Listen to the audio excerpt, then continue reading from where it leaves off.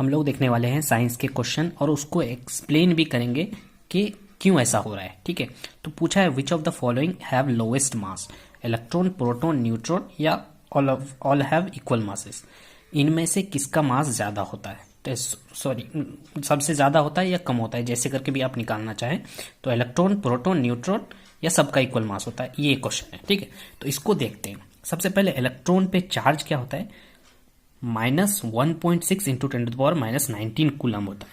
ठीक है, प्रोटॉन पे क्या होता है 1.6 इंटू 10⁻⁻19 कूलम होता है, ये प्लस में होता है, ये नेगेटिव में होता है। ठीक है, और न्यूट्रॉन पे कोई चार्ज नहीं होता, नाम से ही पता चल रहा है न्यूट्रॉन से न्यूट्रल। ठीक है, अब मास की बात करें, ठीक है 9.1 इंटू 10⁻31 kg, और ये प्रोटॉन का क्या मास कितना है 1.63 इंटू 10⁻27, 1.67 इंटू 10⁻27 kg न्यूट्रॉन का।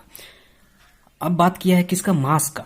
ठीक है, सबसे लोएस्ट मास किसका होगा, देखिए 10⁻31 है और -27 है, तो इन दोनों के कंपेयर में छोटा कौन होता है, ये छोटा होता है जिसमें माइनस लगा होता है और पावर ज्यादा होता है। ठीक है, माइनस में पावर ज्यादा तो वो छोटा हो जाता है, तो इसका मतलब कि ये छोटा हो जाएगा, उसके बाद ये दोनों होगा। ठीक है, जब बहुत क्लोज कंपेयर होगा तब न्यूट्रॉन बड़ा हो जाएगा और प्रोटॉन छोटा हो जाएगा। ठीक है, अगर क्लोज कंपेयर दे, नहीं तो दोनों का मास लगभग सेम माना जाता है, क्योंकि यहाँ पे 1.63 है यहाँ और यहाँ पे 1.67 है, तो बहुत क्लोज कंपेयर है।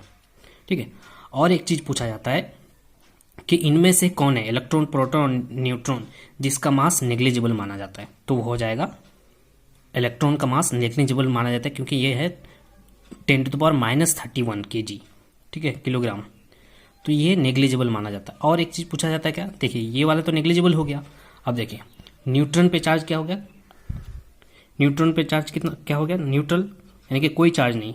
तो इनमें से एक ऐसा क्वेश्चन पूछा जाता है कि इनमें से इलेक्ट्रॉन, प्रोटॉन और न्यूट्रॉन में किसके पास चार्ज भी होता है और मास भी होता है। ठीक है, इस तरह का क्वेश्चन आएगा तो वो हो जाएगा प्रोटॉन।